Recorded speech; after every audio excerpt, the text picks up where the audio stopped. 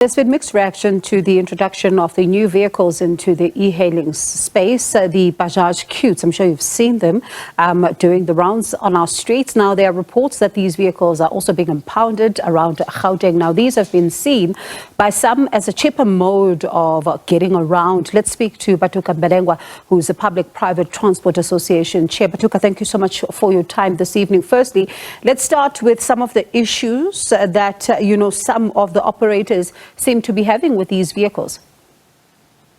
Good evening. Essentially, the concern is that it is a quadro cycle and it shouldn't really form part of the transportation or public transportation mix of South Africa. We believe that the safety standards offered in that vehicle are not satisfactory, especially considering the road fatalities within industry. But more importantly, speaking more specifically towards an e-hailing context, we've been calling for a regulated industry that will set a benchmark and norms and standards across many key concerns and issues within industry. And we don't believe that there was enough consultation with industry participants to say, should this mode be introduced? And we are also concerned as to why the Premier partnered with Bolt and Uber on this initiative. So you simply saw these on the streets? Yes, we simply saw this. Vhatuka? Tweets from the Premier's office that this... Go ahead. We lost your bit. You can continue. Yes, okay. So we first saw it when the Premier's office tweeted, and then we saw that the Premier had partnered with Bolt to introduce this new platform known as Bolt Lite, where these Bajaj Qute are operating.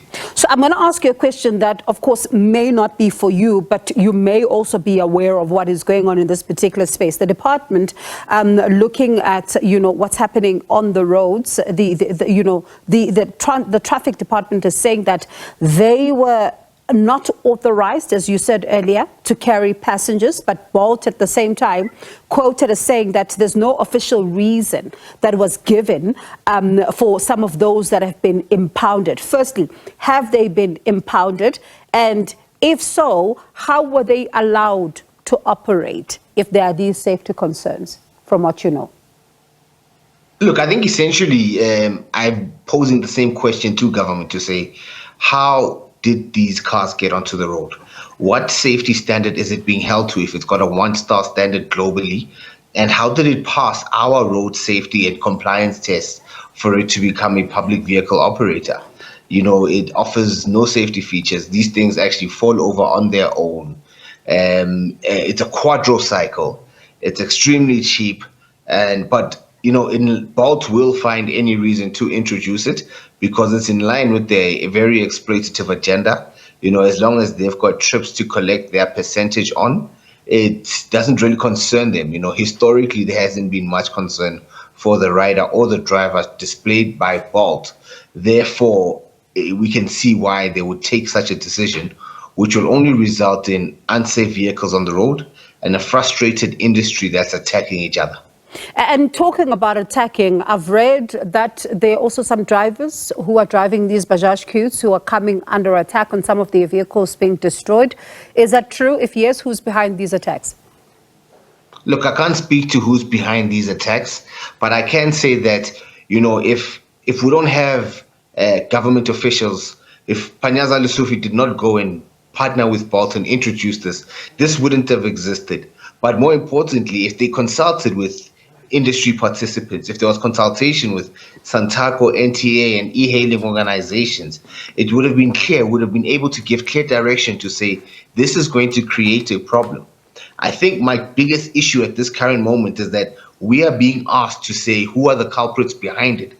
But at the core of it, the root cause of the issue is a government that doesn't consult and introduces solutions that undermine the industry.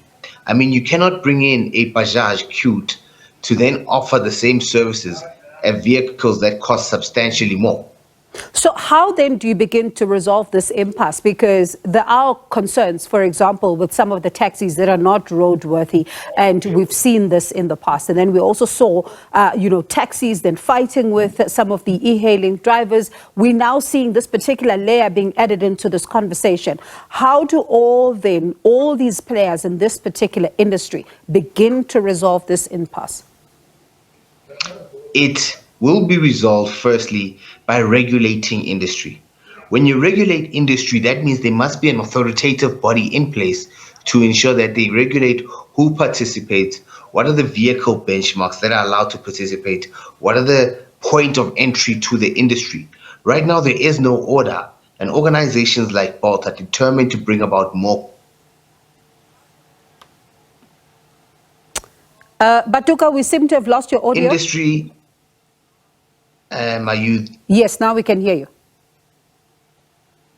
In essence, what I'm trying to explain is that, I can't identify who's the culprits behind it, but I believe government's behind it by allowing these new modes to be introduced without regulation.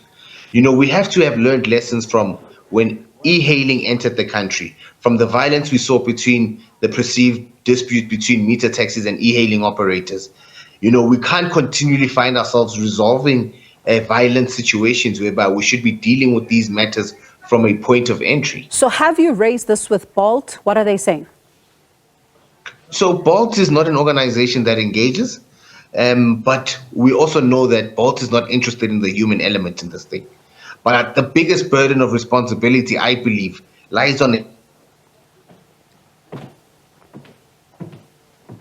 All right, so that line to Vhatuka there, again, letting us down, but we got a sense of what is going on here. Vhatuka Mbelengwa is the Public-Private Transport Association chair, and we're talking about this introduction of these Bajaj Qutes. There seems to be quite a lot of issues, as he says. They need to all get to the table, talk about this particular issue.